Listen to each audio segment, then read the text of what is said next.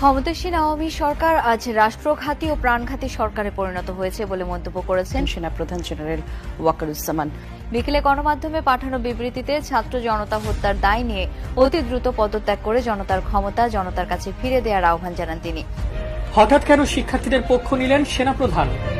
দেশ গঠনে আমাদের নিয়োগ দিলে সেনাবাহিনী ইনএড টু সিভিল পাওয়ারে তার দায়িত্ব পালন করে, যে দায়িত্ব আমরা নিষ্ঠার সাথে পালন করব।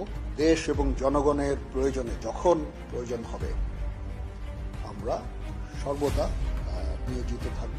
বাংলাদেশের প্রধানমন্ত্রী শেখ হাসিনা, আপনি দ্রুত পদত্যাগ করুন বাংলাদেশ থেকে, কারণ বাংলাদেশের জনগণ আপনাকে আর চায় না। বাংলাদেশ সেনাবাহিনীতে সেনাপ্রধান বাংলাদেশ সময় ৩রা আগস্ট ২০২৪ দুপুর ১:৩০ বা ১:৩০টার সময় এক